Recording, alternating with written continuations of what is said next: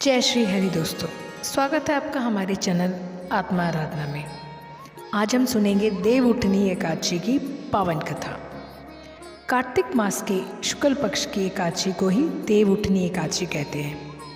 मान्यता है कि इस दिन भगवान श्री हरि विष्णु अपनी योग निद्रा से जागृत होते हैं। इस अवसर पर व्रत पूजन करने से जीवन के पाप मिट जाते हैं और सौभाग्य प्राप्त होता है।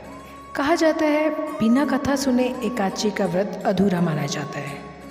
तो आइए श्रद्धा से कथा सुनते हैं।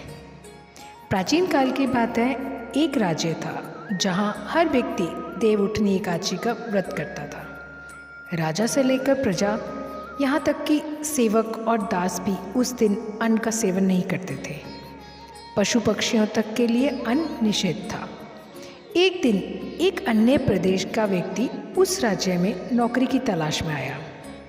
राजा ने शर्त रखी, तुम्हें हर दिन भरपूर भोजन मिलेगा, परंतु एकादशी के दिन तुम्हें अन्न नहीं दिया जाएगा। उस दिन केवल फलाहार करना होगा। वो व्यक्ति इस शर्त को मानकर काम करने लगा। एकादशी का दिन आया, उसे फलाहार दिया गया, परंतु उसका मन अशांत हो गया। वो राजा के पास जाकर विनती करने लगा, महाराज, केवल फल से मेरा पेट नहीं भर सकता, मैं तो भूख से ही मर जाऊंगा। कृपा करके मुझे अन्न दे दीजिए। राजा ने उसे उसकी शर्त याद दिलाई, परंतु उस व्यक्ति ने जिद पकड़ ली और कहा कि अन्न के बिना उसका काम नहीं चलेगा। राजा ने सोचा और अंततः उसे अनाज दे दिया। वो व्यक्ति नदी किनारे गया, स्नान किया और भोजन तैयार किया।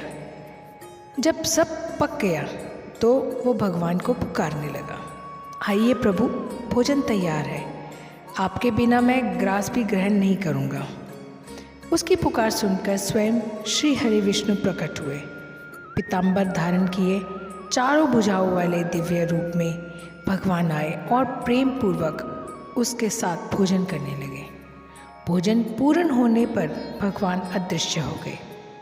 कुछ दिन बीते, अगली एकादशी पर उस व्यक्ति ने राजा से कहा, महाराज, आज मुझे दोगुना भोजन दीजिए, पिछली बार तो मैं भूखा ही रह गया था।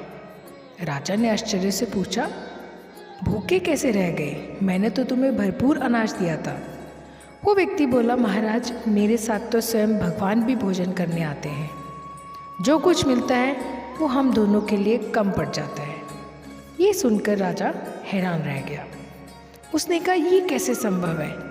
मैं तो इतने व्रत पूजन करता हूँ, फिर भी मुझे प्रभु ने कभी दर्शन नहीं दिए और तुम्हारे पास स्वयं आते हैं। उस व्यक्ति ने उत्तर दिया, यदि विश्वास नहीं है तो अगली एकादशी आप स्वयं छिप कर देख सकते हैं। अगली एकादशी पर राजा एक पेड़ के पीछे छिप गया। वो व्यक्ति स्नान करके भोजन बनाने लगा। फिर उसने भगवान को पुकारा, प्रभु आ जाइए, भोजन तैयार है। परंतु उस दिन देर रात तक भगवान नहीं आए। उस व्यक्ति ने अंत में कहा, हे प्रभु, यदि आज आप नहीं आए तो मैं अपने प्राण त्याग दूंगा। उसकी सच्ची पुकार और त्याग का भाव देखकर भगवान प्रकट हो गए। उन्होंने उसे रोका और उसके साथ बैठकर प्रेम पूर्वक भोजन किया। भोजन के उपरांत भगवान ने कहा, अब तुम मेरे धाम चलो, और अपने दिव्य विमान में बिठाकर उसे वैकुंठ ले गए। ये सब देख राजा चकित रह गया। उसे समझ आ गया कि केवल व्रत और उपवास का बाहरी आडंबर पर्याप्त नहीं है। जब तक मन शुद्ध और हृदय में प्रभु के प्रति निष्कपट प्रेम ना हो, तब तक व्रत का पूर्ण फल नहीं मिलता। राजा ने उसी दिन से मन और कर्म से सच्चा व्रत करना आरंभ कर दिया। अंततः उसे भी मोक्ष और स्वर्ग की प्राप्ति हुई। तो दोस्तों, यही है देव उठनी एकादशी की पावन कथा।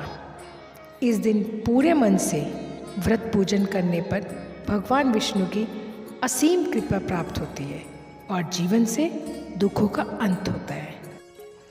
अब हम बात करते हैं कि देव उठनी एकादशी कब है।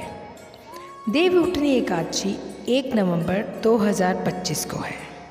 यदि आपको ये कथा अच्छी लगी हो तो कृपया हमारे चैनल को सब्सक्राइब करें और वीडियो को साझा करें। जय श्री हरि।